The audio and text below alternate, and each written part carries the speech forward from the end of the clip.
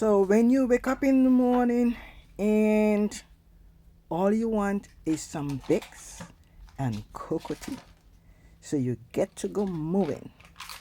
In my Bix, I do not measure any ingredients like how many cups of flour and how many teaspoons of sugar, blah, blah, yada, yada, yada.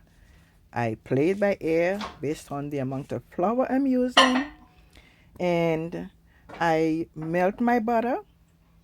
The only thing that I can tell you is based on the amount of flour that I'm using is I melted 2 sticks of butter, okay?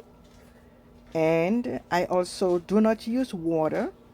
I use warm milk, not hot, warm, lukewarm milk.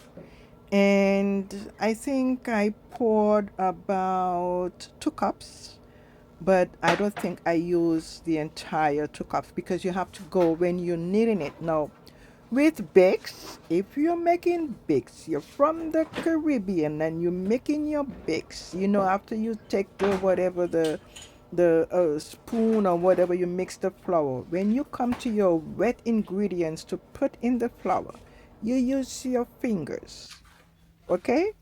So that is how you know the right consistency of the Bix after you knead it. So after I put my flour, I put my sugar, the dry ingredients, my sugar, the flour, sugar, salt. That's all. And I put baking powder and baking soda, but I use more baking powder than baking soda. Okay, so these are my dry ingredients. And after I put my dry ingredients, then I put in all of my wet ingredients, which is my melted butter and my warm milk. Okay, so this is my Bix.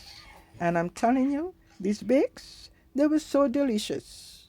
Okay, it made my stomach happy. And like I said, no big breakfast, but when you get up in the morning and you have some nice hot Bix and a cup of cocoa tea, not coffee, I love my coffee, but my Bix with cocoa tea, there is no extra thing to go with it.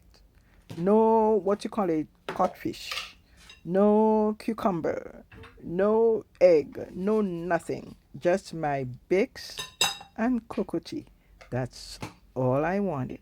So here I am mixing my dry ingredients. Put that aside. More space to work around.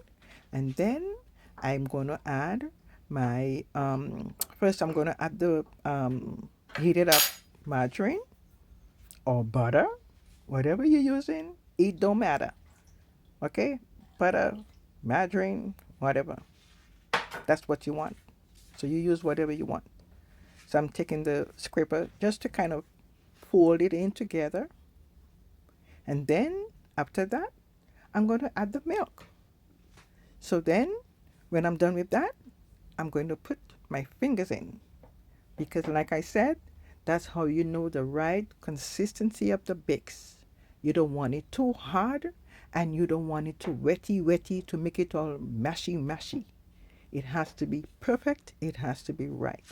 It's like when I'm done, that bowl has to be clean. After I take the dough, I fold it over. It has to be clean and put it in, and then it's going to sit, not to rise, but to rest. There's a difference. Okay? So here I am. Now I'm going to get my fingers going. My fingers are clean. I'm going to put in my warm milk, yeah, with the hands, only the hands. Everything is mixed in nicely. And like I said, that bowl has to be clean. See how I lifted up that dough? It's clean. That's how you know. You need it, you need it, you need it. And let me tell you, this is more exercise for my fingers, okay? Because it's my right hand. The camera looks like it's my left, but it's my right. It's my right hand, my stroke hand. Yeah, I'm still using it.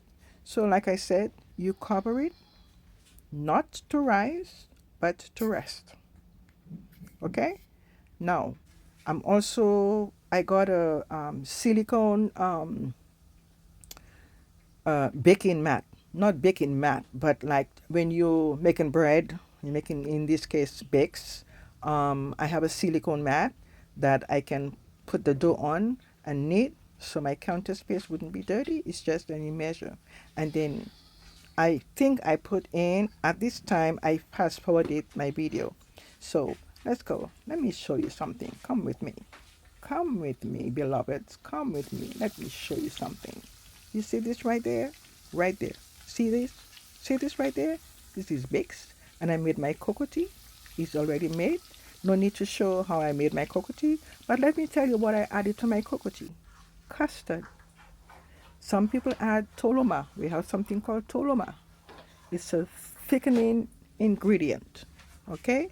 I did not have toloma, but I was watching a video from someone in making cocoa tea in Dominica, and she added custard. I'm like, what secrets have you guys been holding back from me? It tasted so good. That cocoa tea, let me tell you, I'll be adding my custard from now on to my cocoa tea. Apart from the cocoa, the cinnamon or spice sticks, your nutmeg, what you call it, don't forget it, the other name. But anyway, my cocoa tea was delicious, and I can only have 2 Bix. But other people in my home, they love Bix. See? Try, try, try. Now, when you're making your Bix, do not fry your Bix on high heat because the outside will be black or brown and the inside would be raw, raw, raw, raw, raw. You don't want to be eating no raw Bix. Okay? Perfect. So I had me 2 Bix and my cup of cocoa tea, and my stomach said, hello, hallelujah, I'm happy. See the cocoa tea steaming? And that was it. That's all I wanted. Bye bye. Bye bye. Bye bye.